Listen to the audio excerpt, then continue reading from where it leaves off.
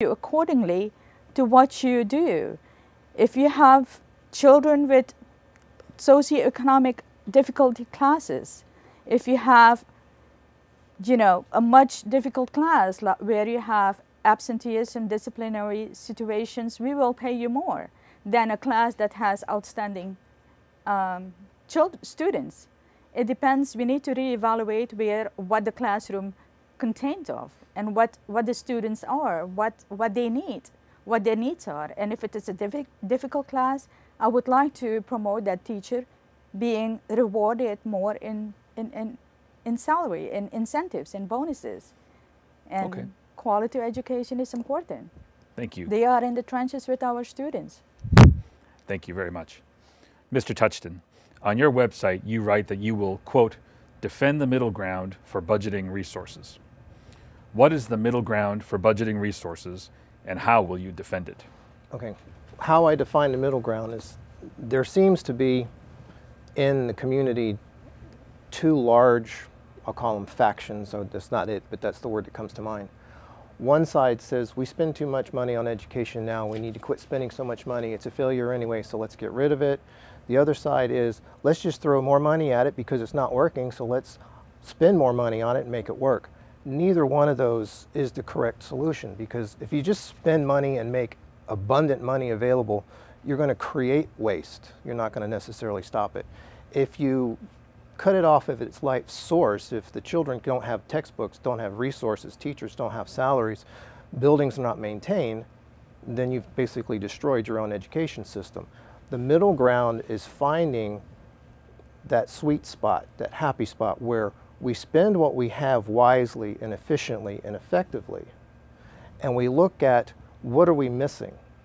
We may not necessarily need another $15 million, maybe we only need one, maybe we only need two.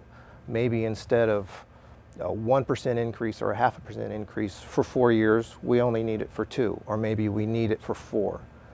That's one thing I like about the current referendum is it automatically sunsets, so it's not abundant money forever.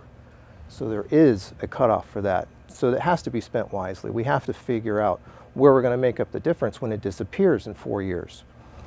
But we really need to provide the resources. I can tell you as a teacher, we have a lot of excellent teachers leaving the system.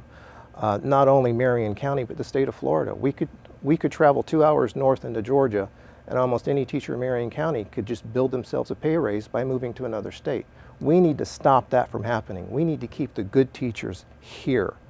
And that's part of what this referendum does. And defending the middle ground is making sure we don't fall off the bridge on either side. Thank you. We will now do a speed round where each candidate will have 30 seconds to answer the same question.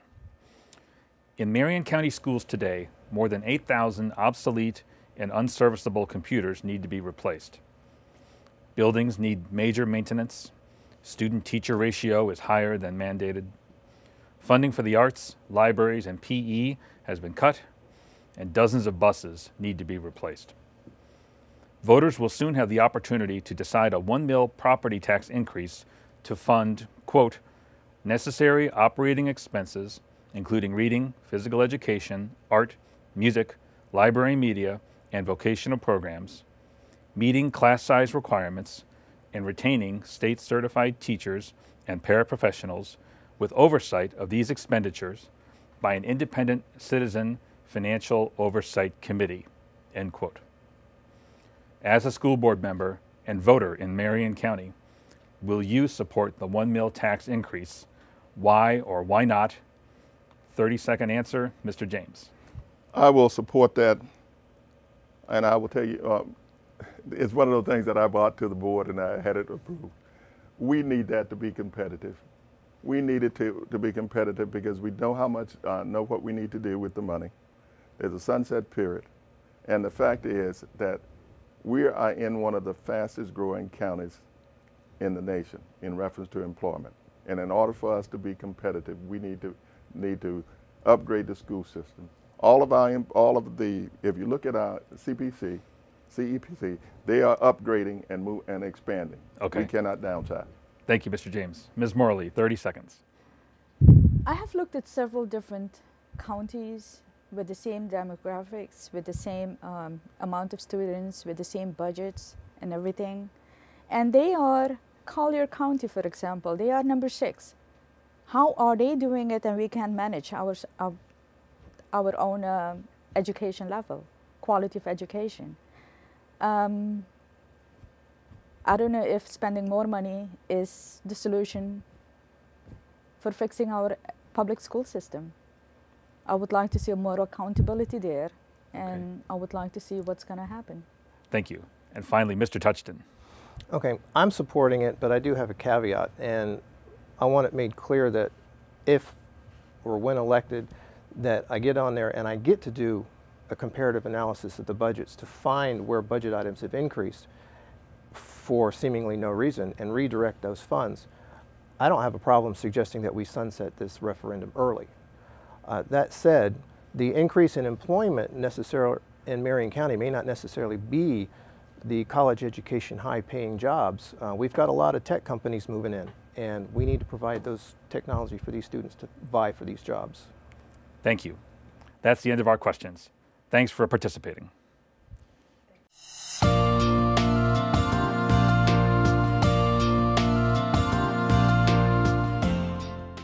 We will now begin questions for candidates running for the District 4 seat.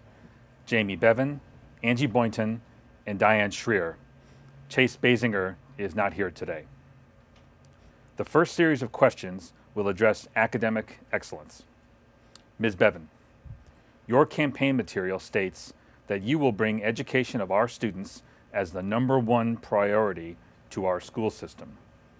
What do you believe is currently the #1 priority of our school system?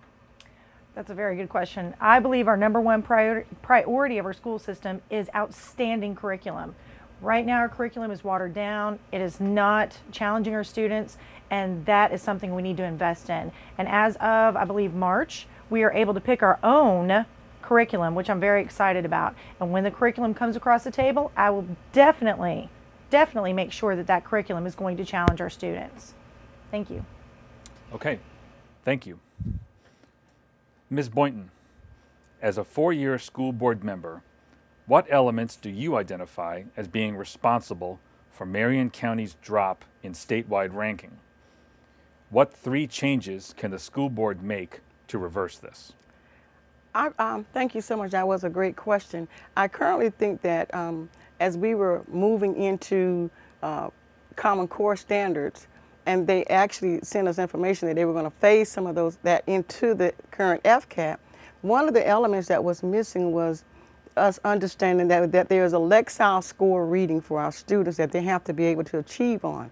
And as that Lexile score reading was elevated, then our children were not able to comprehend, some of them were not able to comprehend some of the reading elements in it. And that includes in the math area also. So I believe that if we change our textbooks, our curriculum, that's a great idea for us to actually invest into looking deeper on what textbooks will actually increase the Lexile reading for our children. Also, we need to have our tutorial programs make sure that the reading level material is on the right level for our students. As well, I believe also that early childhood education is a point where we should start educating our children so that they can achieve in a global market. Thank you. Thank you. Ms. Schreer, as a teacher in Marion County for the past 11 years, what 3 specific actions does the school board need to take to improve the ranking of Marion County schools? That's also an excellent question. Thank you. 3 important steps that the school board has to take are improving the dropout rates so that fewer students drop out of school. We have done a tremendous job of going from 58% dropping out to 58% passing to 75% passing. However, we need to bring it up. We should be looking at 95, 98% passing, and that's essential. We have to get a more engaging curriculum. Kids want to learn. I was at Comic-Con yesterday, and the number of students there were amazing. Kids, we have to find ways of drawing that interest into learning, education, and then we can do a tremendous job. Our technology also has to be improved. What happened with FCAT this year was a fiasco when students were dropped off of the technology in the middle of taking the test. we have to find a way of working with that. We have to work with discipline problems also. Thank you. Thank you. The next series of questions will deal with testing and curriculum issues. From the Marion County Public Schools website, quote, research overwhelmingly supports the belief that study and participation in the arts is a key component in improving learning throughout all areas of the curriculum, end quote. In response to budget shortfalls, Marion County Schools reduced art, music, PE, and library funding.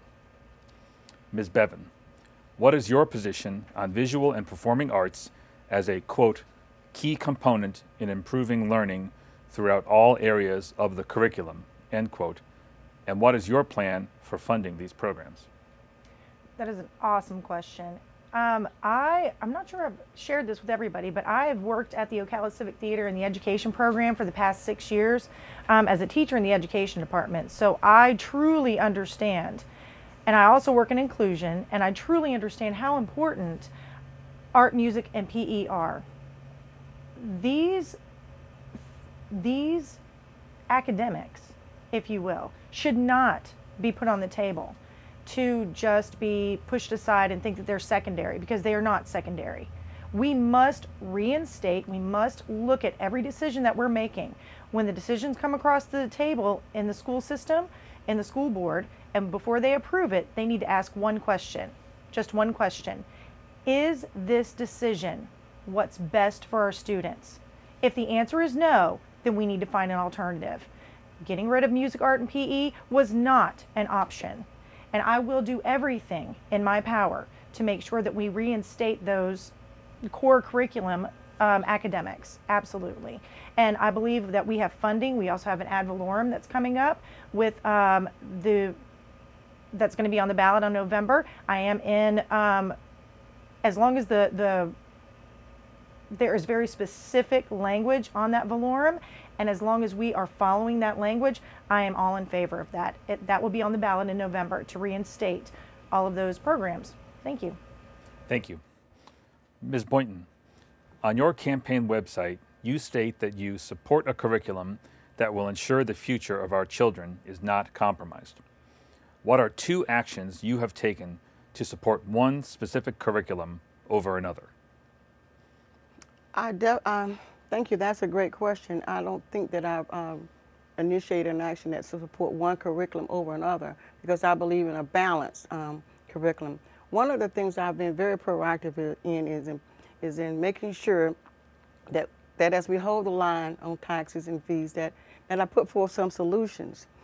2 things that I did was make sure I presented and drafted a policy to our board that would enhance our funding rather than raising taxes. And this was to enhance our arts, PE, and our media programs. It passed, and I was so proud and pleased with our current board for understanding that there are other avenues that we can go out and produce funds, raise funds. And one of them was the naming rights. That's the policy that we changed so that we could bring in businesses to support schools at their sites. That would bring in funds. The second thing that I've done was hold the line on taxes and fees, because I think that in itself would encourage businesses in our community to support education, to donate. And we've seen tremendous donations through the Public Education Foundation that help our system. Thank you. Thank you. Ms. Schreer, on your website, you state Common Core has several serious flaws in its statewide implementation and assessment, creating major problems, especially for young students. Please detail 2 of those flaws and describe what you propose to remedy these flaws. That is also an excellent question. Common Core was designed to be a set of standards to be reached. It was supposed to be implemented by the teachers. Instead, we have a problem where implementation is coming down to us to a finite degree, where people are supposed to follow instructions. Like in one city in Florida, teachers are only supposed to teach for 7 minutes, or they get marked down. This is ridiculous. There has to be flexibility in how the teacher teaches. and that is essential for Common Core. Otherwise, Common Core does not work. Of course, it's now called Florida State Standards, but the same thing goes. Teachers have to have the ability to remedy and to fix a system that's basically a set of ideals. One problem with Common Core or Florida State Standards is that it was not designed for young children. It was designed from the IB program step down. And it is, for very young children, it has proven to be extremely difficult, to leading to a point where some children are crying, they're feeling extraordinarily stressed. I was at a Florida State Board of Education meeting in February where they were discussing this. Teachers have to be able to fix it. It was ideals that were presented. They can work, they involve more challenging curriculum, but teachers have to be able to work with it on every single level. Thank you very much. The next series of questions will address issues related to teachers and teaching. Ms. Bevan, on your campaign material, you state that you will bring our schools back to local control. With nearly 62% of total revenues to the school district's general fund coming from the state and federal governments, how will you accomplish your stated goal? Bringing our schools back to local control. Well, we definitely need to bring our schools back to local control. And like we've already stated, Common Core is not local. Common Core is federal. And that's one thing that I do not support. I do not support Common Core standards. I support local control. I support local curriculum. I support local choices. And another thing that we need to look at is building community partnerships. Right now, I'm going to be very careful, but our community feels shut out. Our community does not know what we're doing inside the classrooms. They have been separated. Our children have been alienated from this community. We need to build some transparency. We need to build partnerships. We need to make sure that our taxpayers in Marion County know where these funds are going. I plan, and I've already started doing this, I plan on looking at the budget line by line, looking at the general fund. There are resources that are being used that are not being used in the classroom right now. And I will make sure that every resource that we have is benefiting the children and the teachers in the classroom. And I will make that promise, because that is something that I truly believe in. Overcrowded classrooms, not good for students, not good for teachers, not good for testing. Over-testing, we're wasting money on that. I will make sure that your local tax money, that your local dollars will be spent in the classroom. Thank you. Thank you. Ms. Boynton, on your website, you state that you support teachers and the wealth of knowledge they give to our children. Please identify 2 specific ways you have supported teachers during your 4 years on the school board. Thank you for that question. In my 4 years on the school board, when teachers call me for information and for support with our administration, I am there for them. I make sure that our staff is totally aware, and that they're aware that I'm there, and they have to report back what their findings are. One way was Evergreen Elementary School. One of the teachers had put in for the grant through the Public Education Foundation to have a garden, and he didn't get it. And as I do my yearly Florida Farm Agriculture book readings, he explained it to me, and I said, well, there's a way I can donate funds to that school so that you can have that garden. So that was one way I think I helped teachers. The other way, I think, is when a teacher felt so closed out that he was going to be fired, rather I went to the school, addressed the situation, and made sure that he felt comfortable, and that he had an understanding that he had my support.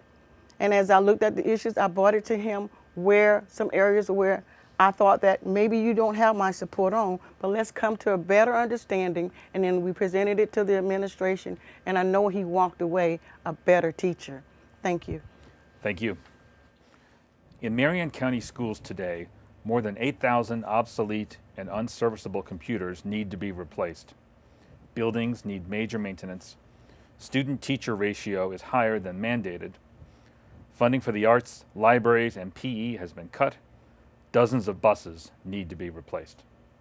Ms. Schreer, drawing on your 11 years of experience as a teacher, what would your strategy be for recruiting and retaining highly qualified teachers to Marion County? Recruiting and training teachers requires a much more investigative process than what we've been doing. At this point, or for several years, teachers have come in, and the Florida system has, if you've been in the classroom or if you've been gone through the alternative program, you're allowed to teach. I've had teachers come in that really have not been in a classroom for a long time, and I've had to mentor them to get through the year. One is salaries. Teacher salaries in Marion County are among the lowest in Florida, and it's hard to retain people unless they're moving down here for a specific reason. Two, teachers need much more professional development, especially brand new teachers who need to be mentored. They need to be assisted. They need to learn classroom management. One of the major problems we face is in classroom management with new teachers. They come in and they're woefully unprepared for what's going to happen. We have to get teachers who have a wide variety of interests. Just going through 4 years of teaching school is not enough. You have to develop, you have to find other things, you have to develop a knowledge base that will allow you to bring in additional resources. There are many ways of doing this. We have to make the environment attractive to teachers. We cannot always make teachers the brunt of all the problems. That's been done. We've been trying to get away from it, but in the last few years there was a big fight against teachers, and people were blaming teachers. That has got to stop. Teachers and parents have to be able to work together. They have to be able to develop a strong, transparent working relationship that will allow the student to benefit.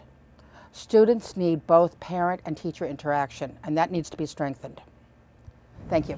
Thank you. To all the candidates, you will have 30 seconds to respond to this question. Voters will have the opportunity to decide a 1 mil property tax increase to fund, quote, necessary operating expenses, meeting class size requirements, and retaining state-certified teachers and paraprofessionals with oversight of these expenditures by an independent citizens financial oversight committee, end quote. As a school board member and voter in Marion County, will you support the 1 mil tax increase? 30 seconds, Ms. Bevan. Absolutely, I support the 1 mil tax increase. At the beginning, I did not. I was explained. I looked at the language. I studied the language, and after I looked at the specifics of the 1 mil ad valorem, I do support it. Thank you, Ms. Boynton. I do support it. When it first came out, I did not support it because of the language. And recently I had the opportunity to draft the requirements for the oversight committee and presented it to our school board superintendent. And I think that as I looked at the class size, which was one of my concerns, I looked at arts, PE, and the media, I said to myself, there's only one way that we can bridge the gap between the funding, and that's with the citizens of Marion County supporting it. Thank you. Thank you. Ms. Schreer. On a $100,000 home, this would apply $6.35 in taxes, which is under $40 a year. There's absolutely no reason that we cannot have this referendum passed. We need art and music. It raises scores. It raises students' intelligences. Students learn through multiple intelligences. They need art, they need music, they certainly need PE. They need technology improvements, and they need the libraries. They need to be able to do their research. We cannot do this. We are already strapped. Thank you. Thank you very much. That's the end of the questions. Thank you for participating.